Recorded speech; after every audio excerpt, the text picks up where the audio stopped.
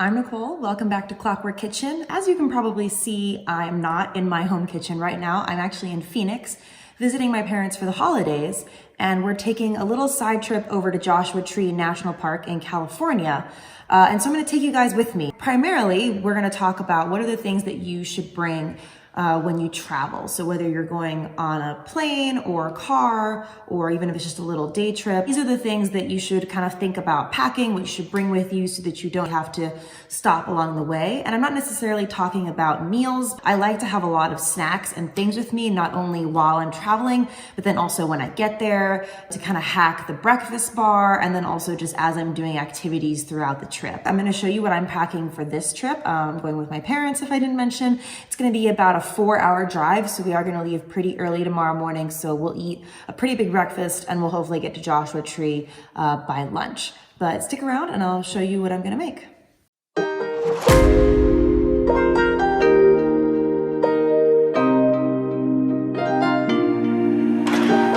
It ended up being a 4.5-hour drive to Joshua Tree, and we did make it there in time for lunch, especially with the 1-hour time difference between Phoenix and California. But we got munchy along the way. So snack number 1 that I packed was almonds. These ones were honey roasted almonds that I got from the bulk section of my parents' local grocery store. Nuts are a great snack choice because they are packed with protein, which is going to keep you full for longer, as well as healthy fats.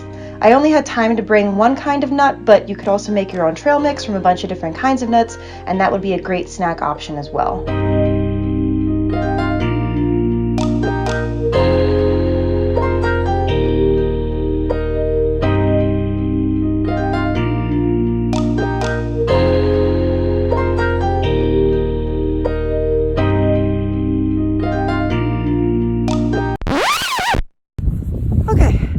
Not expect it to be this cold. We read online that it was gonna be 40s, 60s in Palm Spring, and we arrived and they were like, oh, there's like 4 to 8 inches of snow here.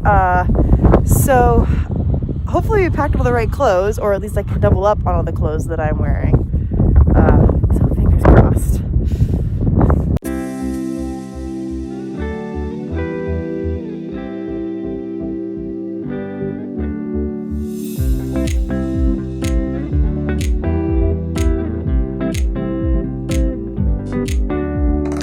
Yeah, we were not prepared for snow at all. Luckily, my hiking boots are Gore-Tex lined and waterproof, so I was able to walk around okay. Sadly, we couldn't do much hiking because we could barely see the trail, and hiking off-trail can really cause damage to the park. But I still think it was a happy accident because it was so magical with all the Joshua trees covered in snow. A couple of fun facts for anyone who is not familiar with the park.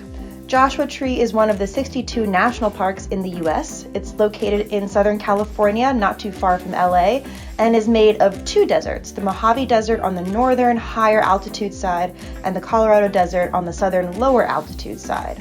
Joshua trees only grow in the Mojave Desert and are actually large yucca trees. They have these distinctive arms with spiny leaves all growing out of one main trunk. They're called Joshua trees because early Mormon settlers thought they looked like the prophet Joshua from the Old Testament, raising his arms to pray. There are also a ton of rock formations all over the park. These were naturally formed over millions of years. The Park Service has a great video that goes into more detail on their website, as well as more information about visiting the park, so check that out.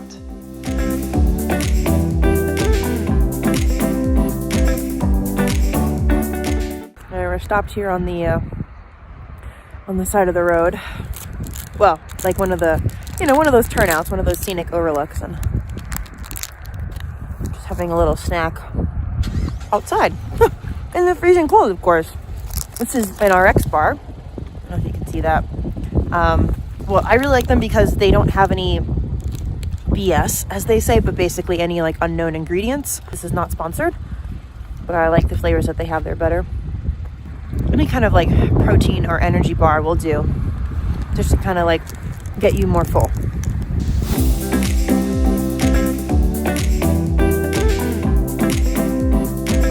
After snack time, we finished driving through the northern side of the park, went back towards the hotel for dinner, and had an early night so we could be ready to go for tomorrow. All right, so I'm here at our hotel. This is my breakfast for today, or actually 2 breakfasts. I'm going to show you how to put them together based on things that you brought from home and then other things that you can take from the breakfast bar. I'm shooting outside here because it's actually really nice and sunny. There's no snow here. It's only once you get up to the higher elevation in Joshua Tree. So hopefully we don't get too much foot traffic or you can't hear the hot tub too much. First one that I'm going to make is this toast based breakfast, and I brought peanut butter and cinnamon from home, and I took toast and the banana from the breakfast bar. You can bring any kind of nut butter you like. I'm a really big fan of the natural nut butters. This is a gingerbread almond butter that my mom has. And you do want to make sure that you're bringing a nut butter that does not need to be refrigerated, just in case your room doesn't have a mini fridge in it. What you want to do is you want to put the nut butter on the toast. Okay, just like that, or however you like it. If they don't have bananas at the breakfast bar, or you're just not a banana person and you want to do an orange or an apple or any other kind of fruit, this will work just as well, but you won't be able to probably put the fruit on top of the bread. So now you're at this stage, and if you wanted to eat it this way, you totally can, that's fine. But I'm a really big fan of cinnamon. I think it's a really great thing to add to your breakfast. I think it can just really kick it up a notch. It's almost like the fresh herb of breakfasts. They always say that if you get a pre-made meal, if you just add some parsley on it or something, it can really brighten it up. Well, cinnamon to me is that for the morning, since I'm not about to add parsley onto my bananas. And you're done. This is breakfast number 1. Moving on to breakfast number 2. So this is some Greek yogurt that I got from the hotel bar. And then I brought granola from home. We're gonna use the cinnamon again. Shocker, I know. And then I brought an orange from home, but I actually saw that they did have oranges at the breakfast bar. So this one you could kind of, pick and choose. Didn't have time to bring homemade granola from home this particular time. I didn't have any ready.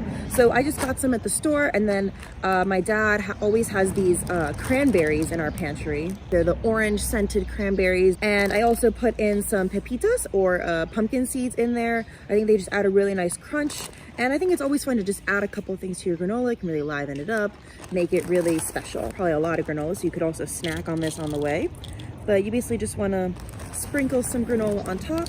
Right, and I'm not a huge fan of oatmeal, I have to admit, which is partially why I usually go the granola route. But this sort of stuff would also work really, really great on oatmeal, I imagine. And you're pretty much done. You can mix this up or eat this however you'd like. You can also put jelly on here. I prefer jam. If you find honey at the breakfast bar, that could also be a really great addition. Or if you want to travel with honey, one of those little bears or something, that will work as well. It's a great addition to your parfait.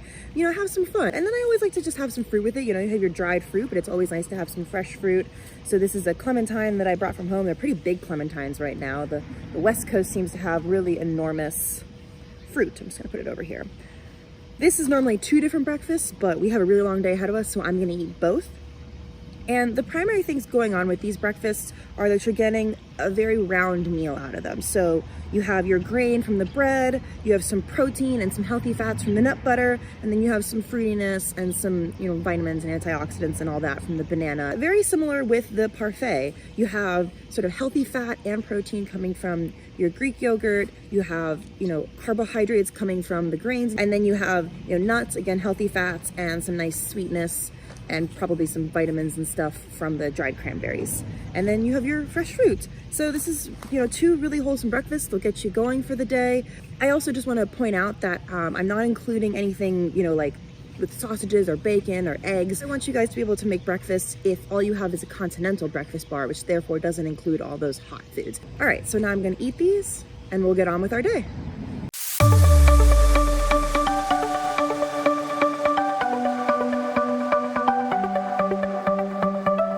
The rest of the day driving through Joshua Tree again.